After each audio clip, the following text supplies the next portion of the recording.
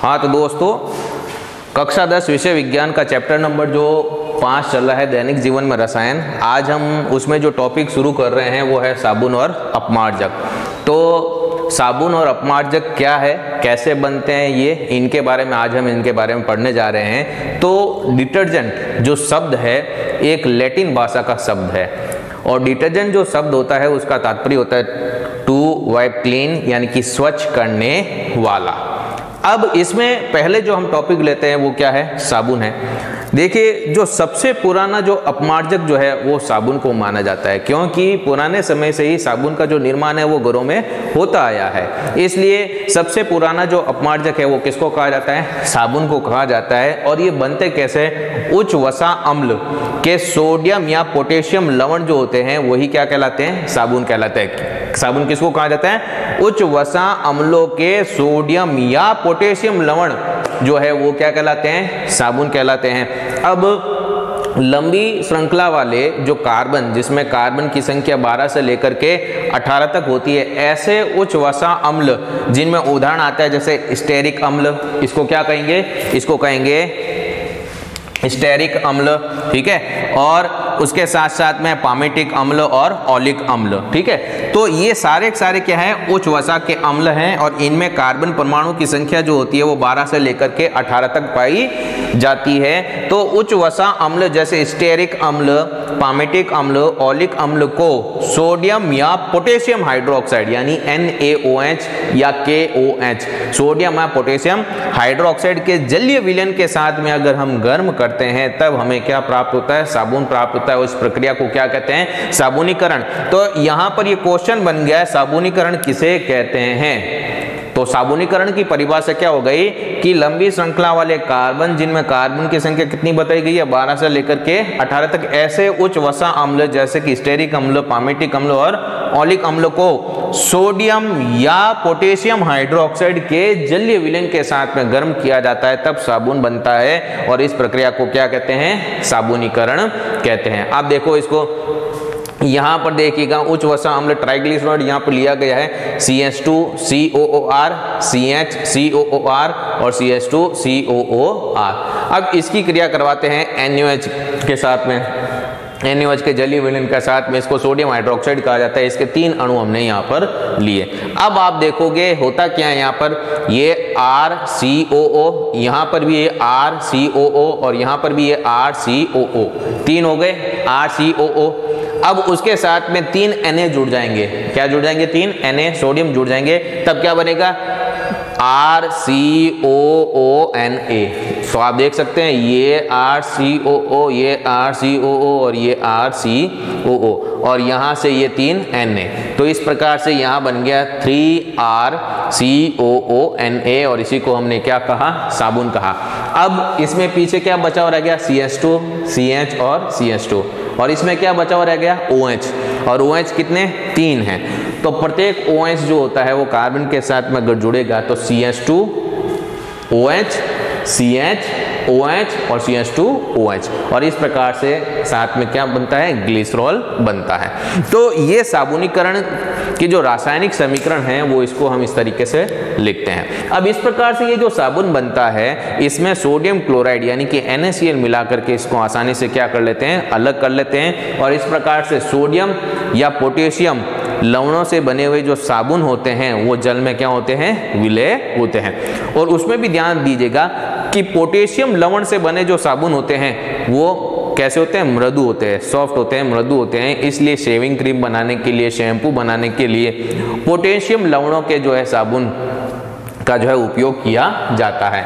तो अब आप देख सकते हैं कि उच्च वसा अम्ल के सोडियम एवं पोटेशियम लवणों के साबुन जल में क्या है, विलय है। और पोटेशियम लवणों से बने साबुन कैसे होते हैं, मृदु होते हैं, जिनसे शेविंग क्रीम और क्या बनाए जाते हैं, शैम्पू बनाए जाते हैं। अगर पारदर्शी साबुन बनाना है, जैसे आपने पियर्स वगैरह देखा होगा साबुन, वो आपको पारदर्शी दिखाई देता है, तो पारदर्शी साबुन बनाने के लिए उसमें क्या मिलाया जाता है, ग्लिसरीन मिलाया जाता है। तो ध्यान देना आप कि अगर पारदर्शी साबुन बनाना है तो पारदर्शी साबुन बनाने के लिए उसमें क्या मिलाया जाएगा, ग्लिसरीन मिलाया जाएगा।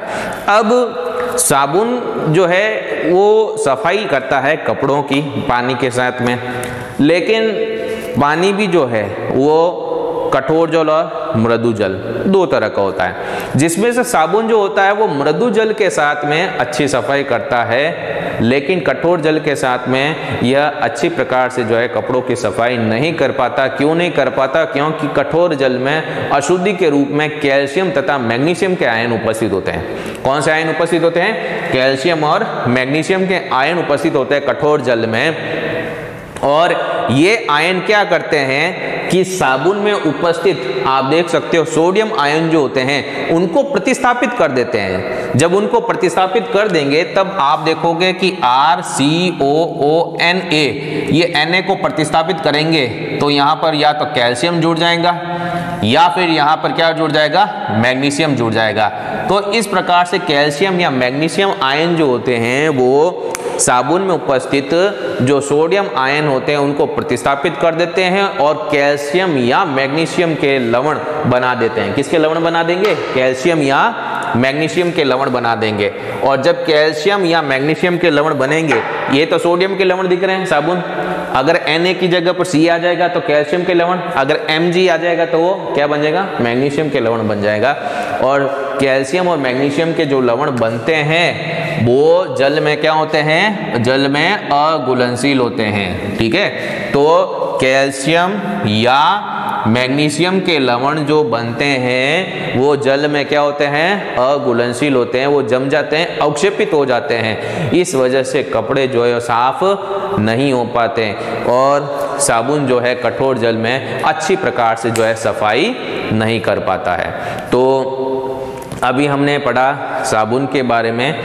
ठीक है, एक बार आप देखिएगा कि जो डिटर्जेंट जो है वो लैटिन भाषा का शब्द है, टू वाइप क्लीन यानी कि स्वच्छ करने वाला, और साबुन जो है सबसे पुराना अपमार्जक माना गया है। और निर्माण किसके द्वारा होता है साबुन का? उच्च वसा अम्ल जैसे कि स्टेरिक अम्ल है, पामिटिक अम्ल है और ओलिक अम्ल है, जिनमें कार्बन परमाणु की संख्या जो है 12 से लेकर के 18 तक पाई जाती है। तो ऐसे उच्च वसा अम्लों की क्रिया की जाती है सोडियम हाइड्रोक्साइड या पोटेशियम हाइड्रोक्साइड के जलीय विलयन के साथ में, उनको हम गर्म करेंगे तब हमें जो है साबुन प्राप्त होते हैं। और जो साबुन प्राप्त होते हैं वो किसके लवण होते हैं? सोडियम या पोटेशियम के लवण होते हैं। ठीक है, और ध्यान देना आप कि साबुन को जब अलग करना है तो उसके लिए क्या मिलाना पड़ेगा?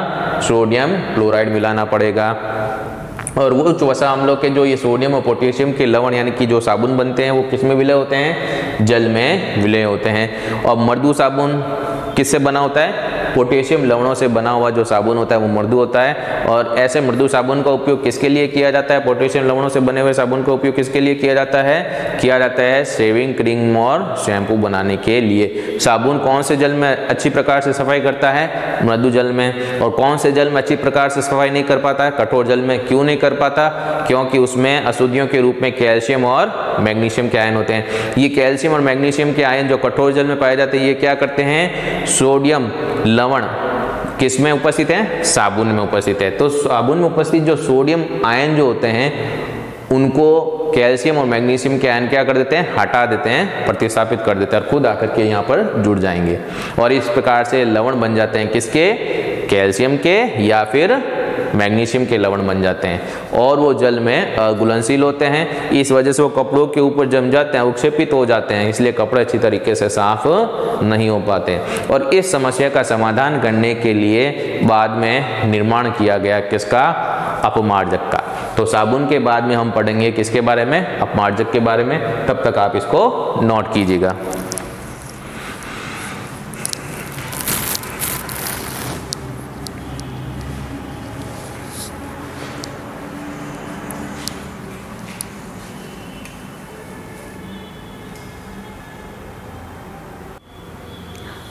साबुन के बाद में हमारा जो अगला जो टॉपिक आता है वो है अपमार्जक। अपमार्जक क्या है, किसके बने होते हैं वो आप देखेंगे। अपमार्जक जो होते हैं वो चाहे कैसा भी जल हो, चाहे मृदु जल हो चाहे कठोर जल हो, दोनों में ही ये अच्छी तरीके से जो है सफाई का कार्य करते हैं। अब अपमार्जक होते क्या हैं? सोडियम एल्किल सल्फेट या सोडियम एल्किल बेंजीन सल्फोनेट होते हैं। अपमार्जक क्या है, किसके बने होते हैं, सोडियम एल्किल सल्फेट या सोडियम एल्किल बेंजीन सल्फोनेट से जो है बने हुए होते हैं। अब कठोर जल में अशुद्धियां क्या है, या तो कैल्शियम के आयन होंगे या फिर मैग्नीशियम के आयन होंगे। वो कैल्शियम और मैग्नीशियम के आयन क्या करते हैं, यहाँ पर उपस्थित जो सोडियम आयन हैं उनको क्या करेंगे, प्रतिस्थापित करके खुद आकर के जुड़ जाएंगे। अगर खुद आकर के जुड़ेंगे तब हम यहाँ पर क्या समझे, क्या बनेगा, यहाँ पर बन सकता है कैल्शियम या मैग्नीशियम सल्फोनेट बन सकता है, बनेगा। कैल्शियम जुड़ गया तो कैल्शियम सल्फोनेट बन जाएगा, अगर मैग्नीशियम जुड़ गया तो मैग्नीशियम सल्फोनेट बन जाएगा। अब ये जो कैल्शियम और मैग्नीशियम के जो सल्फोनेट बनते हैं वो जल में घुलनशील होते हैं, वो अवक्षेपित नहीं होते हैं। इसी वजह से कठोर जल में भी जो अपमार्जक जो है वो अच्छे परिणाम देता है, श्रेष्ठ परिणाम देता है और कपड़ों की अच्छी प्रकार से जो है क्या करता है, सफाई करता है। अब होता क्या है कि ये जो अपमार्जक बनाए जाते हैं इनमें लंबी और साकित अगर हाइड्रोकार्बन श्रृंखला होती है, कैसी, लंबी और साकित हाइड्रोकार्बन श्रृंखला अगर उनमें होगी तो ऐसे अपमार्जक जो है वो प्रदूषक की तरह कार्य करेंगे। प्रदूषक की तरह कार्य इसलिए करते हैं क्योंकि इनका जीवाणुओं के द्वारा अपघटन नहीं होता है, जीवाणु अपघटन या निम्नीकरण नहीं हो पाता। इस वजह से वो जल को क्या करते हैं, प्रदूषित करते हैं। इसलिए इस समस्या का समाधान करने के लिए आज वर्तमान समय में जो अपमार्जक बनाए जाते हैं उनमें लंबी लेकिन कम साकित, लंबी होगी लेकिन कम साकित हाइड्रोकार्बन श्रृंखला वाले बेंजीन सल्फोनेट अपमार्जक बनाए जाते हैं। ध्यान दीजिएगा, हम क्या कह रहे हैं यहाँ पर कि अगर मान लीजिए लंबी और साकित हाइड्रोकार्बन श्रृंखला उपस्थित है अपमार्जक में तो वह अपमार्जक प्रदूषक की तरह कार्य करेगा, उसका जीवाणु द्वारा अपघटन नहीं हो पाता है और जल क्या होता है, प्रदूषित होता है। तो इस समस्या का समाधान करने के लिए आज वर्तमान समय में हाइड्रोकार्बन श्रृंखला लंबी तो ली जाएगी लेकिन वो कम साकित होगी, ठीक है, और असाकित भी ली जा सकती है। तो उससे क्या होता है कि लंबी और कम साकित हाइड्रोकार्बन श्रृंखला वाले बेंजीन सल्फोनेट अपमार्जक बनाए जाते हैं और इनका जीवाणु द्वारा आसानी से क्या हो जाता है, अपघटन हो जाता है। ये प्रदूषक की तरह कार्य नहीं करते हैं और इसके साथ में ही अपमार्जक की गुणवत्ता को बढ़ाने के लिए उनमें कुछ यौगिक मिलाए जाते हैं, जैसे अकार्बनिक फॉस्फेट। क्या मिलाया जाता है, अकार्बनिक फॉस्फेट मिलाया जाता है और सोडियम पर ऑक्सीबोरेट। क्या मिलाया जाता है, सोडियम पर ऑक्सीबोरेट और कुछ प्रदीप्त यौगिक भी जो है अपमार्जक की गुणवत्ता को बढ़ाने के लिए उसमें मिलाए जाते हैं। अब चाहे साबुन हो चाहे अपमार्जक हो, कपड़ों की सफाई करने के लिए क्या बनाएंगे, वो मिसेल बनाते हैं। तो अगले वीडियो में हम पढ़ेंगे किसके बारे में, मिसेल के बारे में और साबुन की शोधन क्रिया के बारे में। तो अपमार्जक एक बार फिर से आप देख लीजिएगा कि साबुन कठोर जल में अच्छी सफाई नहीं देता है तो इसलिए अपमार्जक का निर्माण किया गया। अपमार्जक चाहे मृदु जल हो चाहे कठोर जल हो, दोनों में ही एक समान प्रकार से अच्छी सफाई करता है। और ये होते क्या हैं, अपमार्जक सोडियम एल्किल सल्फेट या सोडियम एल्किल बेंजीन सल्फोनेट होते हैं, ठीक है। अगर कठोर जल में भी इसका उपयोग किया जाएगा तो कठोर जल में उपस्थित कैल्शियम और मैग्नीशियम आयन जो होते हैं सोडियम को क्या करेंगे, प्रतिस्थापित कर देंगे और कैल्शियम या मैग्नीशियम सल्फोनेट बना लेंगे जो जल में घुलनशील होते हैं, अवक्षेपित नहीं हो पाते। और इसी वजह से साबुन की तुलना में अपमार्जक जो है कठोर जल में क्या करते हैं, श्रेष्ठ परिणाम देते हैं। अब अपमार्जक जो हम काम में लेते हैं अगर उनमें लंबी और साकित हाइड्रोकार्बन श्रृंखला उपस्थित है तो ऐसे अपमार्जक जो है वो प्रदूषक की तरह काम करेंगे, जल को प्रदूषित करेंगे। क्यों? क्योंकि उनका जीवाणु द्वारा अपघटन नहीं हो पाता। लेकिन आज वर्तमान समय में इस समस्या का समाधान भी किया गया। लंबी लेकिन कम साकित हाइड्रोकार्बन श्रृंखला वाले बेंजीन सल्फोनेट अपमार्जक बनाए जाते हैं जिनका जीवाणु द्वारा आसानी से अपघटन हो जाता है। इसके साथ में ही अपमार्जक की गुणवत्ता को बढ़ाने के लिए अकार्बनिक फॉस्फेट और सोडियम पर ऑक्सीबोरेट और प्रदीप्त यौगिक भी उनमें मिलाए जाते हैं। और साबुन और अपमार्जक जो होते हैं क्या बना करके, मिसेल बना करके जो है कपड़ों की क्या करते हैं, सफाई करते हैं। तो अगले वीडियो में हम पढ़ेंगे किसके बारे में, मिसेल के बारे में। तब तक आप इसको नोट कीजिएगा।